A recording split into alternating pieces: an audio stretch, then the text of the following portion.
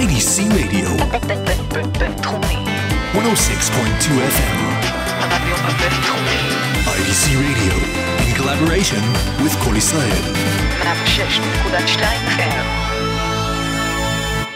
Welcome to Comfort Zone on IDC Radio. This is a special broadcast. We will be broadcasting as usual, but of course we will be letting you know of any code reds happening in the Tel Aviv Central Israel area.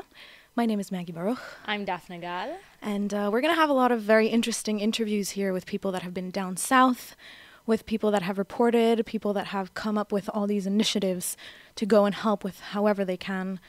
And on the meantime, we will begin with Of Monsters and Men, 6 weeks. We have Bianca Sitzer. She is the head of the RIS Aguda, and she represents a big thing, the international students in IDC. And she's here to talk to us and explain to us what this advocacy room that has been so advertised, around IDC, and they've been doing a great thing. They started with Israelunderfire, the page on Facebook, which has been doing great hasbara for us. They already have more than 15,000 likes. Hi, Bianca. Hi, how are you guys? We're great, thanks. How are you? I'm good. We started out because when the attacks started and you felt the tension, we started thinking on how we can help the students at IDC, how we can help the international students that were kind of freaking out, how we can help the Israeli students, and how we can help Israel in general. So Yarden Ben Yosef, who is in charge of student initiatives together with Brian Gersh from the international school, he started investigating on how much we could help and how much the Ministry of Hasbara, which is advocacy, and the part of the Tzal have information and how much they need. We realized that we have here at IDC people from 77 countries, which means a lot of languages, which means a very, very, very far more grand reach, if that makes sense in the way I phrased it. So that's how we started out. We figured that we could translate it into different languages, post it on Facebook, and spread it throughout the context that the IDC has. And that way we could outreach the Jewish communities and, in general, the community of the world. So you have a Facebook page, right? Correct. Okay. And I was wondering, and I think lots of people out there are wondering, if you're getting any negative responses. Well, at the beginning, when we had the Facebook page, we had a problem, which is that we posted too many things in a very short period of time. So the feedback that we got is that we're kind of spamming people.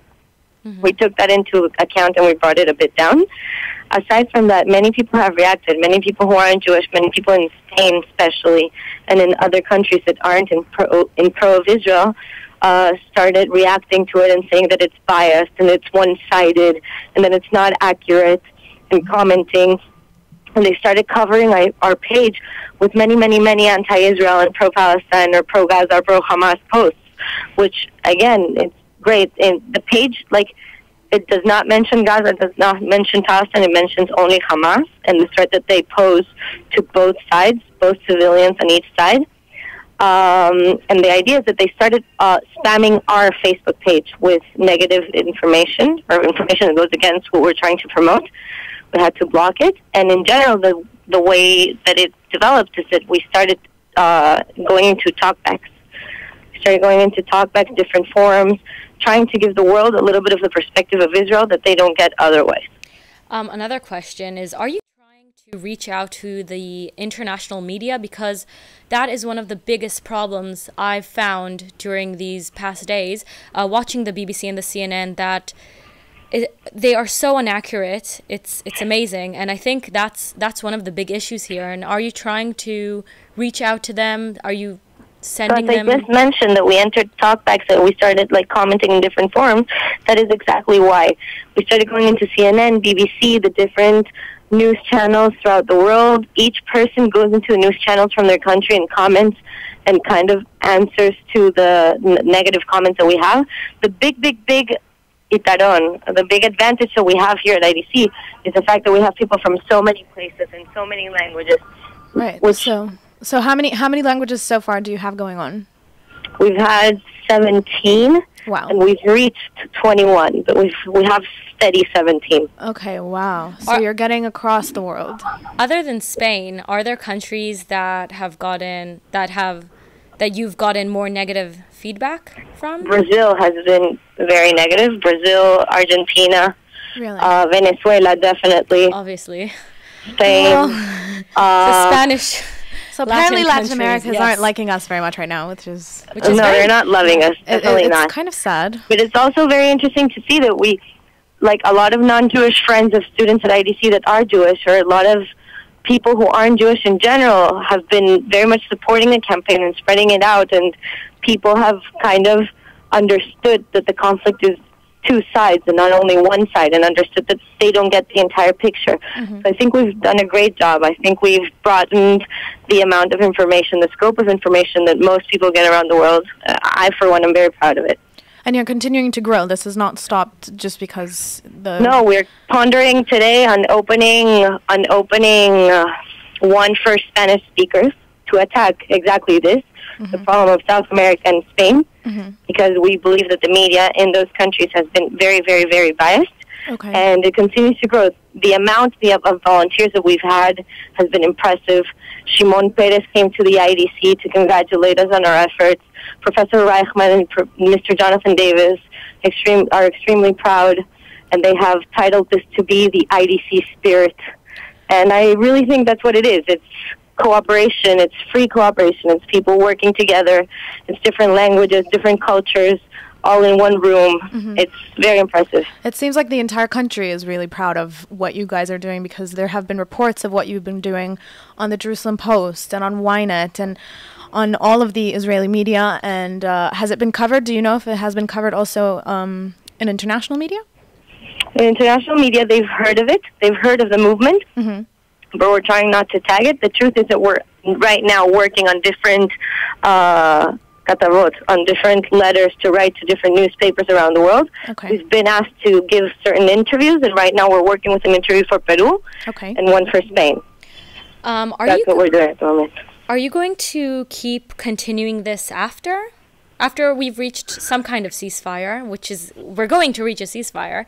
Hopefully, eventually. Yeah. Eventually, yeah, I don't know when, but are you going to keep on doing this? Because I think... In the meantime, the idea is to control or somehow balance the information that is going out, and I believe we're doing that quite well. Once it is done, it has passed, the page will continue to exist, and relevant information will go from time to time when the situation requires it. Okay.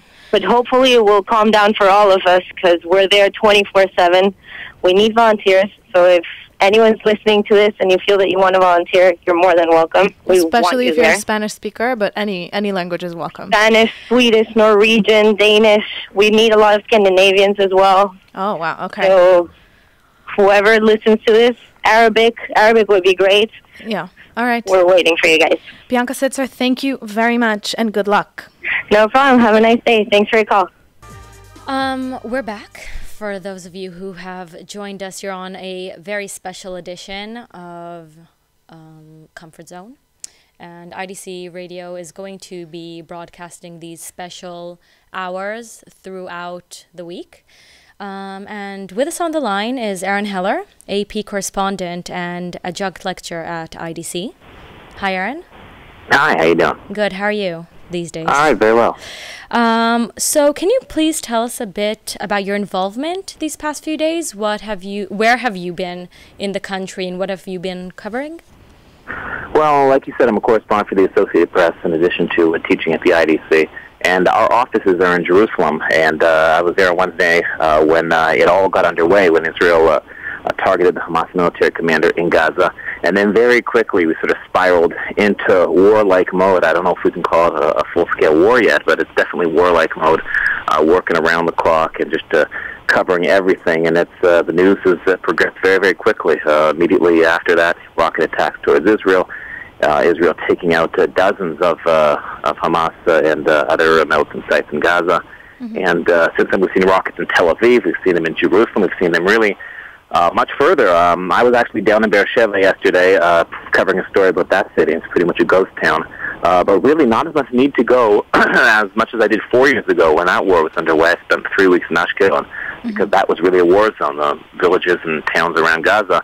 now pretty much there's not as much need to go down there because the war's come to us, and the home front has gotten a lot bigger. And just being in Jerusalem or Tel Aviv, you're covering the battles in one way or another. Well, that's what happened now. It's a little bit scarier, I guess, for us that haven't really experienced this yet. The everyday like fright for what can I walk outside? What if that happens? And what if I hear the siren? And so how do you see it from the viewpoint of being an Israeli citizen in the South and the experience of going through this every day for a while, and now what's the difference?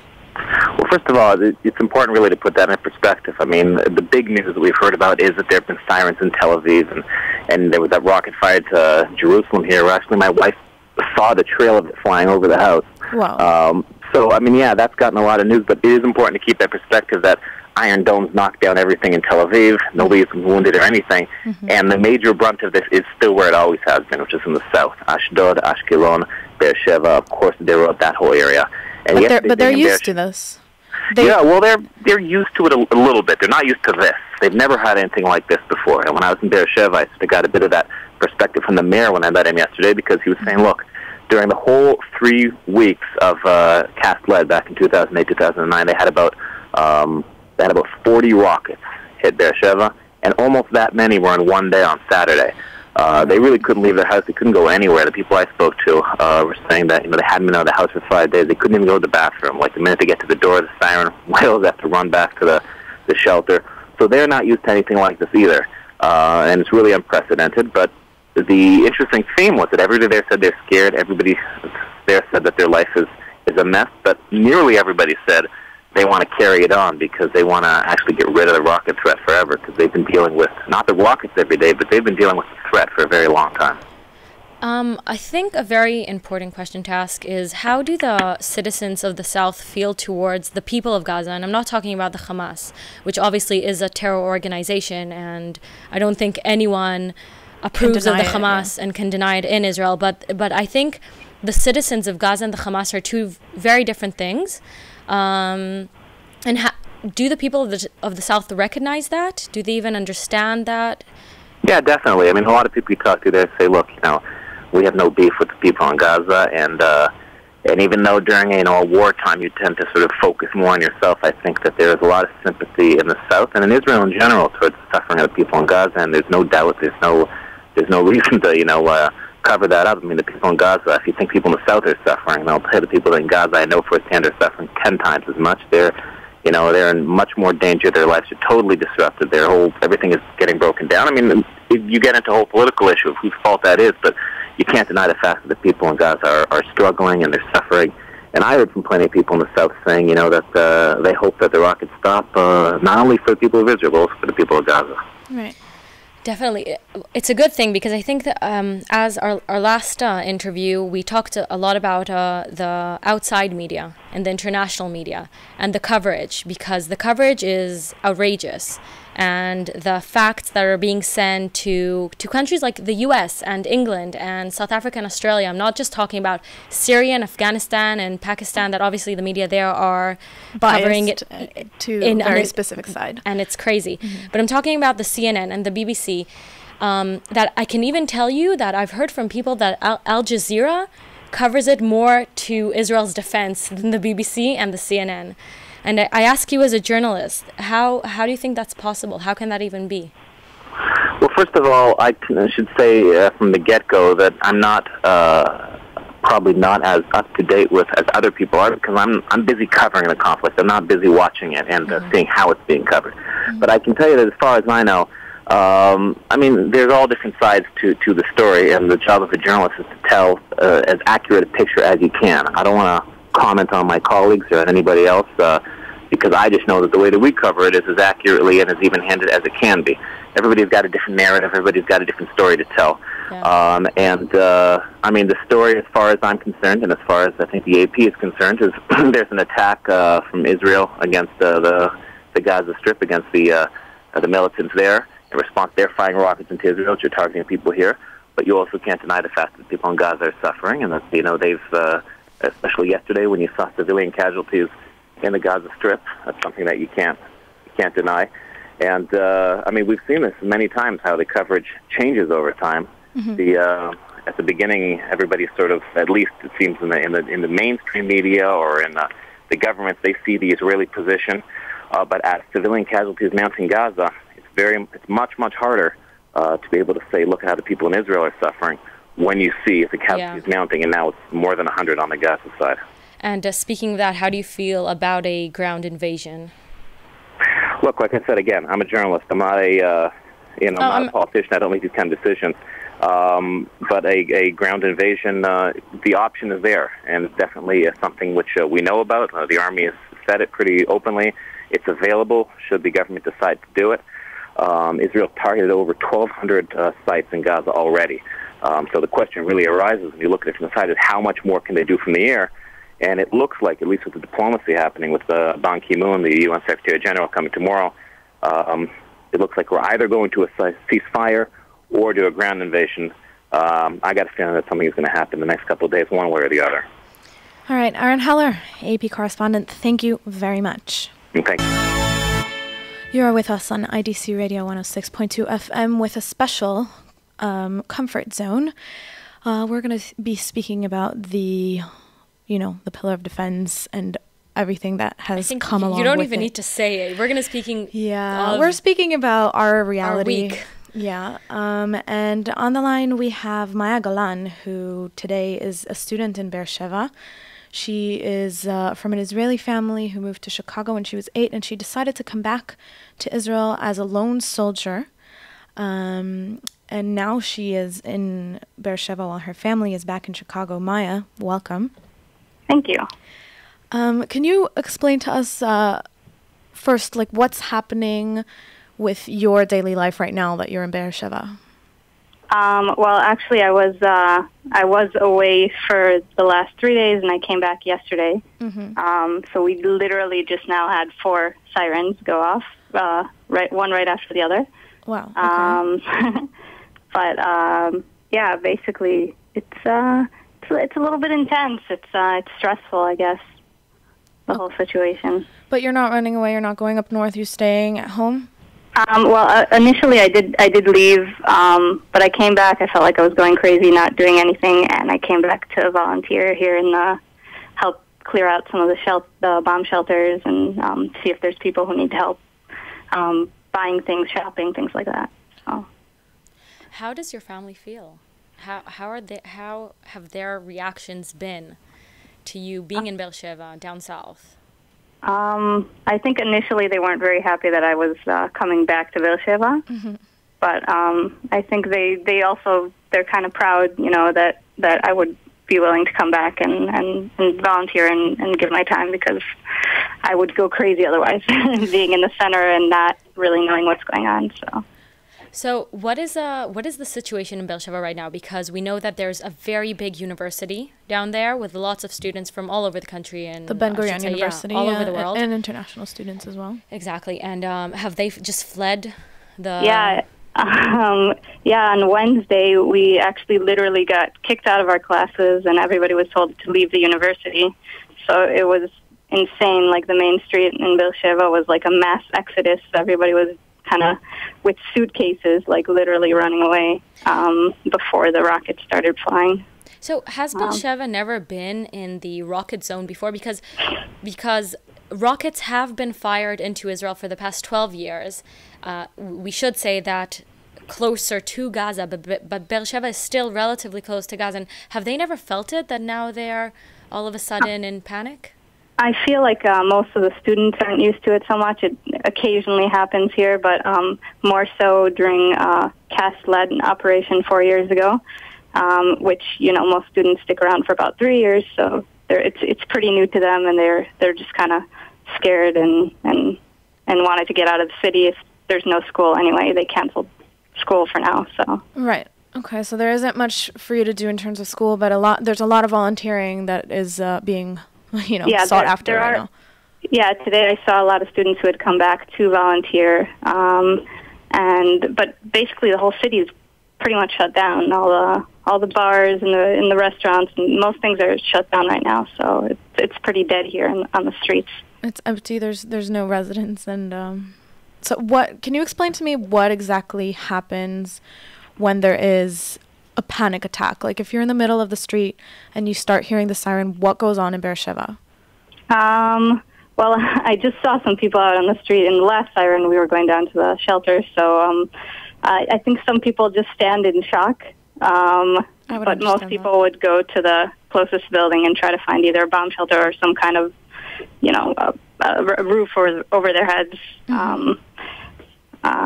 So that's basically what goes on. And there are a lot of local people, and we were walking around the shelters today and cleaning them out, and we saw that there were a lot of older people that couldn't even get to their shelters, and they just kind of stayed home because, you've got 60 seconds, in a good situation, you've got about 60 seconds, so they can't move that fast to get to the shelters. And they're looking for volunteers for that as well. They are, yeah. I'm sure they're always looking for more people to help out, and kind of. I mean, we've basically just done one neighborhood out of 12 or 13 neighborhoods in Beersheba, so that's where we're at right now. I think during these times of war, and we saw it 4 years back and before that as well, that the whole country really gets together to help each other. I know that we saw all over Facebook that people in Tel Aviv and Herzaliya and up north were opening up their houses, and I don't think there's one person down south today that doesn't have somewhere to stay above Tel Aviv and north. And I think it's really nice to see you are an exceptional example for those people who are going out and volunteering and helping. And I think that's something that is very unique to Israel. Every country has it. I'm not saying that they don't, but in Israel it's very strong. The connection. Absolutely. You see it a lot more here than I don't know. I came back from New York a few months ago, and the whole situation with the hurricane there, and you don't even hear half as much, of people offering to volunteer and help out. And you can really see here just on Facebook, like, it's crazy. People are uploading things every day, all day, updates and what's going on and what you can do to help. And there's a lot of organizations that are looking for volunteers. So you can definitely feel that more of a unified, atmosphere here. Definitely. If there's anybody that feels helpless, there's always something that can be done. Even if, those of you who don't get called up for Miluim, for the service, there's many, many, many other things that can be done. So, so thank you for being one of those people. Maya Galan. I'm happy to do it. Thank you, Maya, and hopefully we will get out of this safely. Yes, definitely. All right, we're going to listen to Mumford & Sons. This is The Cave. And we're back for another interview with Ellie Row, who is a paramedic who arrived in a delegation of 15 paramedics and through the rescue services, and they call themselves Heart Team, and they are the ones who are right now down south helping our forces in Beersheba and that whole area, Sderot. Ellie. I'm on. Hello, how are you? Good, how are you doing? We're doing great, thank you, under the circumstances. Yeah, we talked to you about an hour ago, and sirens were going on in the background, and you had to run. I apologize for that. Not really your fault. I'm just trying to get us in the mood. Tell us about your day-to-day life. How does that work? Well, day-to-day life, we're actually a team of from New York, from Herzaliya in New York. With us, we've got CEOs. We've got actually a doctor coming in this evening, another doctor coming tomorrow night. We've got street paramedics and businessmen, professionals, financial executives, and we're part of America, the United States' largest volunteer organization. It's the Herzaliya in New York and around the United States, and actually extends around the world. And about 10 years ago, someone by the name of Shlomo Zahavi started an organization called HEART, which is the Herzaliya Emergency Ambulance Rescue Team and Response Team. And when Israel has a state of emergency, a war, or an event like what's going on now in Gaza. We deploy on a moment's notice when we get a phone call from MADA if they need an additional resources. Actually, Thursday afternoon at 12:46 in the afternoon, we got a phone call that we're needed, and by 8:30 at night, already the first team of 15 people, myself included, was already airborne. Wow. Came, we got picked up by Magin David Adom in the airport in Ben Gurion, and taken in for a briefing, fitted with bulletproof vests, fitted with our helmets, briefed on weapons of mass destruction, material and equipment, and we were sent to different centers in the south, Sderot, Netivot, and Ofakim. And why? I think the big question is why, and how do your friends and family back home, what are their responses to what you're doing? Well, for one, before anybody comes, we make sure that their spouses are totally in approval. Nobody gets paid for coming. Everyone's a volunteer. They leave their families. They leave their kids. They leave their wives. They leave their jobs.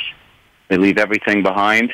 They pick up and go. In fact, everyone that came paid for their own ticket to be able to come and volunteer.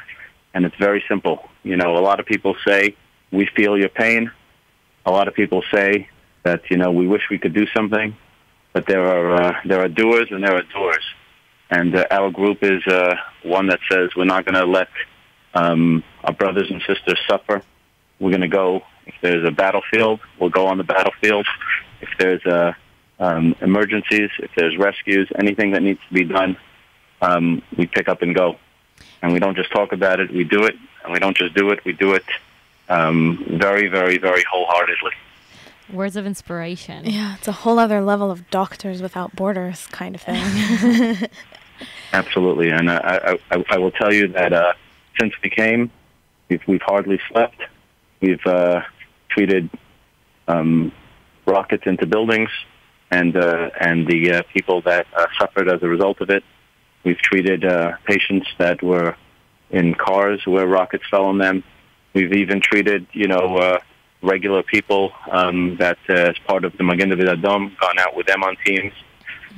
We've treated Hayalim, the soldiers, wow, and we've completely integrated with the response teams all over.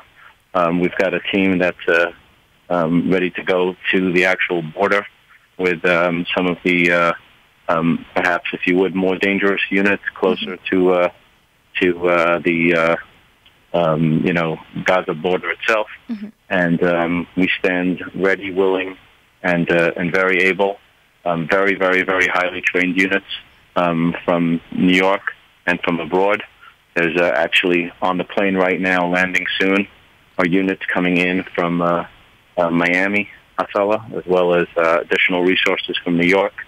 Tomorrow night, there's going to be another team that's going to be landing here. That's leaving Monday night New York time. And we are full force ready to bring as much.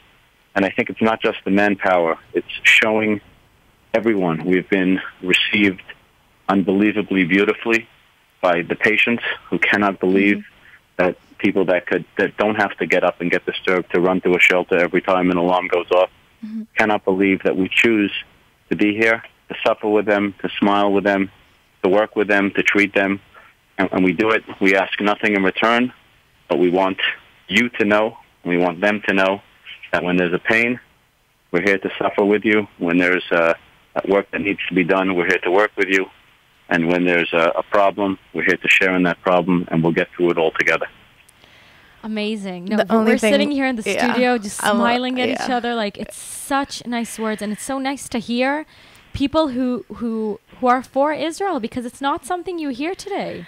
No, sadly, we have struggled with getting support. But we are so very grateful that there are people like you and the Heart team that is growing. And I think it just makes you proud to be a citizen of the world when you see people who just come to help humanity. There are Shlomo Zakheim, who's our team leader and is the one that put this together, has taught us that there's only two types of people in this world. There are givers and there are takers. There's no bigger heart than Shlomo's heart. There's no bigger giver than all of the people in this world. You know, we're a nation of givers, and we don't talk about it. We just pick up and do it. So all I can say is we look forward to leaving in peace, and we hope never to come back to the time of war.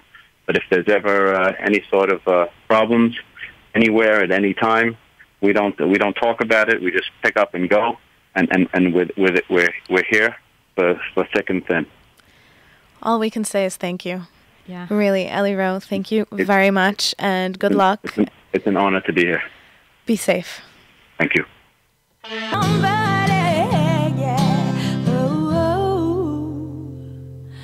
I've been roaming around, I was looking down at all I see. That was Pixie Lott with You Somebody, and in the line I have our very own Daniel Campos of No Borders. He has gone down to Ashdod with a student initiative to just see what there is to do there, and incredible, really. Daniel, how are you? Hello, Maggie. Everything's fine. I'm here down in Zahavi with three other students from third year. One American, one Israeli, and one from the Netherlands. Wow. Okay. And so far, I mean, it had been a day of relatively calm. We arrived here at 12 o'clock from the train in Ashdod, and since we got off of the train, the guard told us there's no grads, no rockets falling on Ashdod today, everything is quiet. Literally 10 minutes later, we were already running for the first time to the bomb shelter. Okay. 10 minutes after our arrival, it was very, very scary. I mean, it's very surreal what you feel, and especially when you run into the bomb shelter and you see, you know, people you've never seen in your life. There was a Ethiopian woman with her two children. She told us this was the first time she had gone out of her house in a few days because today was a day of relative calm. And she was there. She was, you know, covering her children's ears, her daughter's, her daughter, and petting her son's head as well. They were both very shaky. After that, we kept going down. We went to an area of Ashdod called Hay, in which you have a lot of old people. And the reason why we chose to go here is to see what the older population of this city. Ashdod has a relatively old population of elders. We wanted to see how they put up with this, and we sat down in a spot in which there were 5 old Caucasian men playing sheshvish, playing backgammon. And they were playing backgammon. Okay. We sat down, and the alarm went on, so we filmed the old men and us. We couldn't take a shelter. We said to ourselves, if we want to film what these men go through, well, we'll have to risk our lives the same way they do. Pray to God that no rocket will fall on us. And it's very surreal, you know. We go with them under a bench, you know. How can a bench protect us, you know? And thank God Iron Dome was able to take out, I think it was 2 rockets at least in the sky. Very, very exciting. The old men were telling us, why are you guys afraid? It's been a week. We've going through this for a long time. And they went back to playing backgammon in the same spot. So it's very surreal, very, very scary. And I think it's very important for media students, communication students, not to put your life at risk, but I think if you're studying communications, it's important to bring footage, try to get new footage, you know, for us to show the truth of what people in the South are going through. We cannot be recycling the same old images. We need to bring new images, new material. Our people of the South are going through a daily constant threat every 20 minutes, 15 minutes, and it's important for us to be there to give a portrait, the full picture of what's going on here in the South to the world. Daniel, you're from Costa Rica. Absolutely. And yes, and we're friends on Facebook, and I've seen your posts and comments, and you've been very active in this fight, this Hasbara fight. And have you been getting comments from that area? Because we know that area isn't very pro-Israeli. I would say this about people in Costa Rica. Universities a lot of the people who teach in universities and state universities in Costa Rica, not private universities, are leftists. Leftists who studied in the USSR. As you know, the USSR and the United States never had good relations during the Cold War, and Israel was close as well to United States. So they really, a lot of them really are really poisoned, really hate Israel.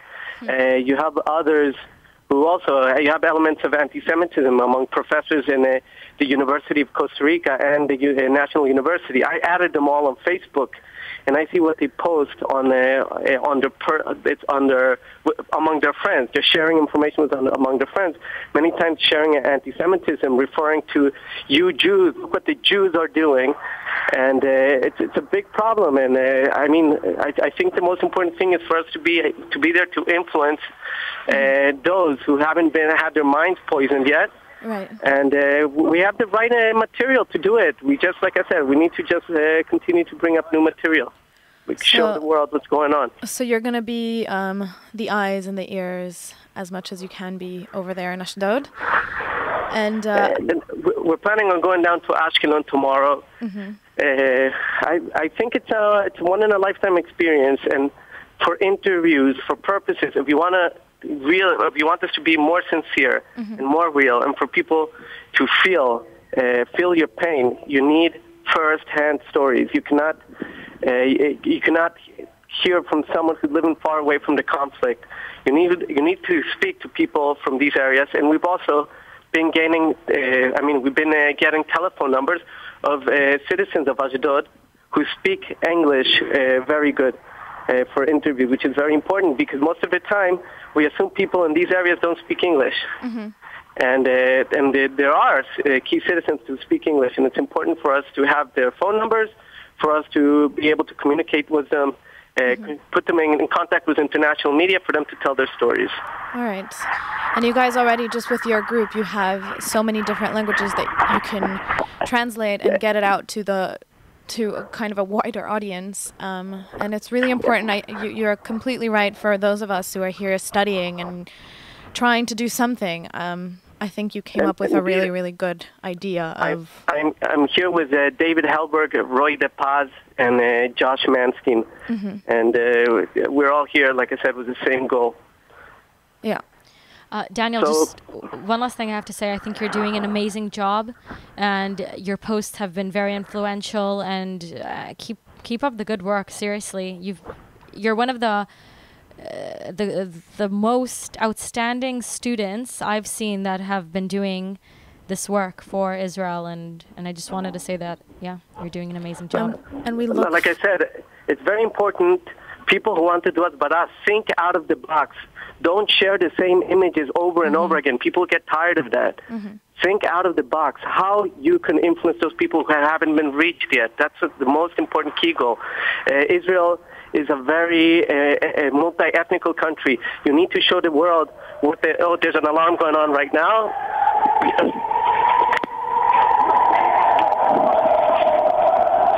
You hear me? Yeah, we hear you. Daniel, go get cover. Do you hear me? Yes, just be safe. There's a Teva Dome right now in Ashdod.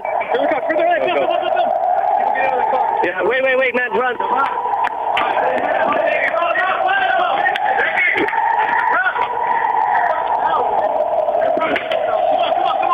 Daniel? Yeah. We're right now going into Okay, go get safe. We thank you very much. Thank you very much. We'll talk. Bye. Bye. Okay. That has been in Ashdod. This is not in Tel Aviv. Yes, this is not central Tel Aviv. We are right now sitting here in the studio, and the alarm was not going on here. It was going on where Daniel Campos is in Ashdod. Thank you very much for listening to Comfort Zone here at IDC Radio 106.2 FM. I am Dafna Gada. And I am Maggie Baruch. And after us will be Omer Kedal with another special, this time in Hebrew, but stick around and we go out with Howie Day. This is Help.